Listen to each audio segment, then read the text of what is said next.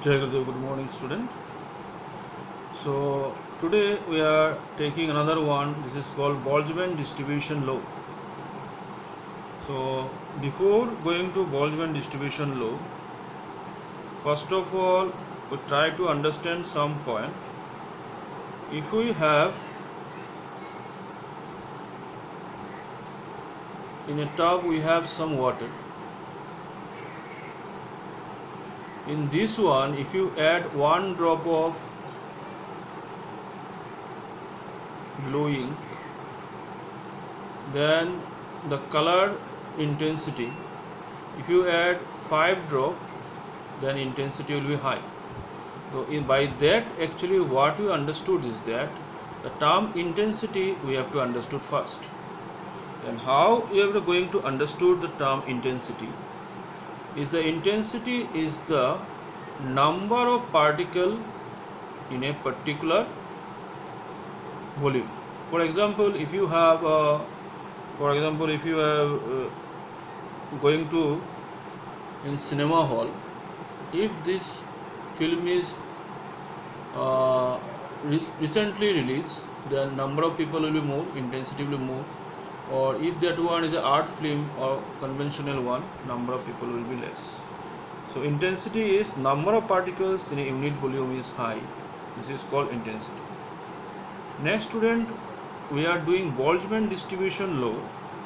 It tells that if you participate in a race, for example marathon race and all these things, so you will find that if you have take after 10 minutes or 20 minutes, you will see that number of particle going with slower speed will be less, medium is high, and with higher speed is less. Now if somebody tells that is there is a something is atom bomb is here, then number of particle with higher speed will be more. Now with that analogy we are going to draw a graph. That is why we are taking that one. I repeat, in a running competition, a marathon race and all these things, if you take that 5 minutes or 6 minutes, number of people with slower speed is less, number of people with higher speed is also less, but medium speed is high. Now if somebody tells that something mishap is going to happen, the number of people with higher speed will be more. Now taking that knowledge, we are drawing a graph on this basis.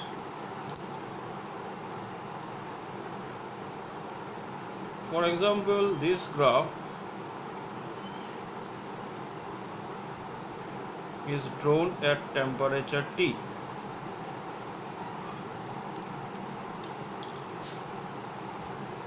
Now you see that intensity wavelength of the particle at lower intensity is less, wavelength of the particle at higher intensity is less, but at the moderate is higher. Now if temperature is high,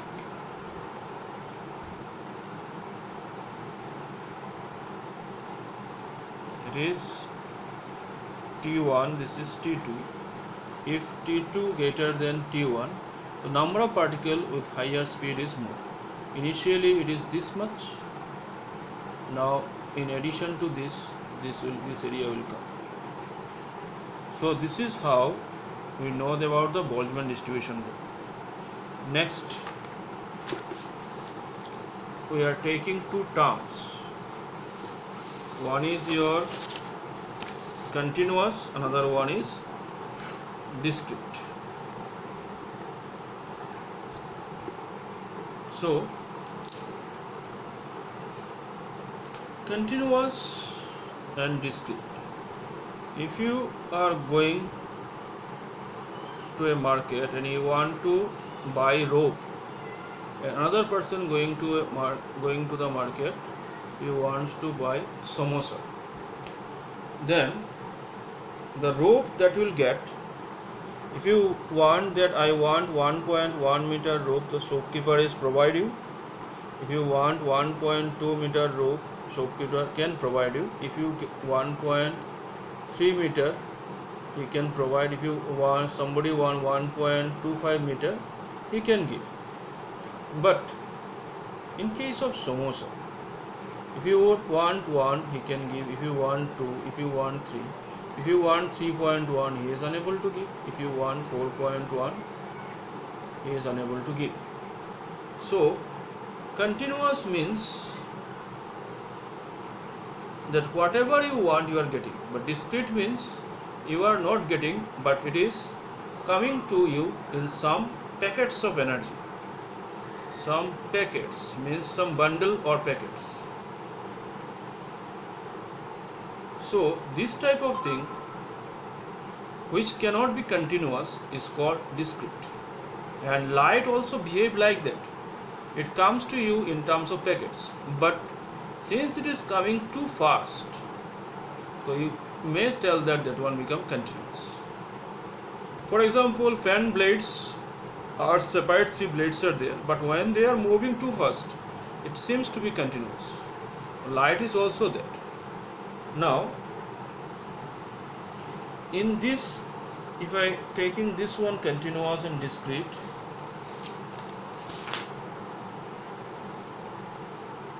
so light is in the form of bundle of energy,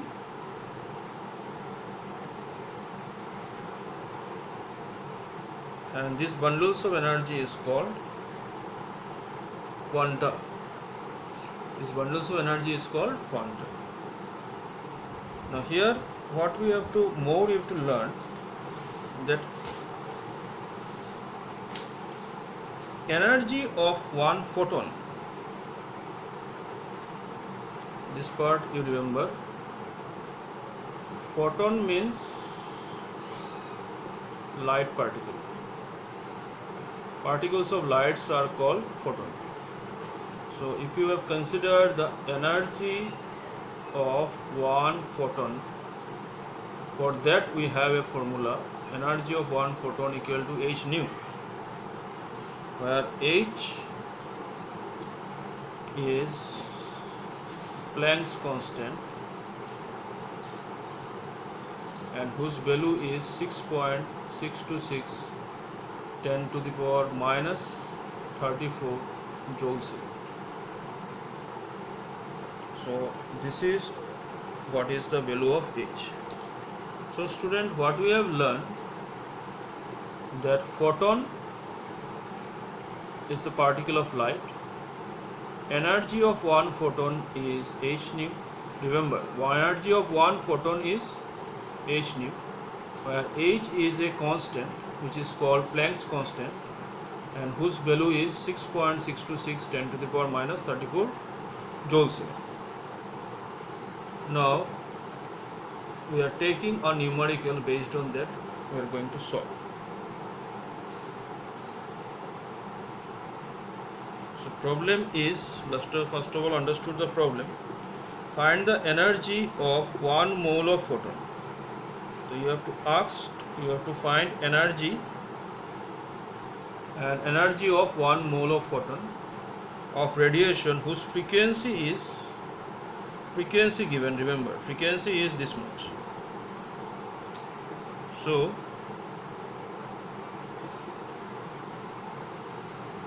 we have frequency means nu equal to 5 into 10 to the power 14 hertz. Frequency is given. Then you have to find energy of 1 mole of photon. We have energy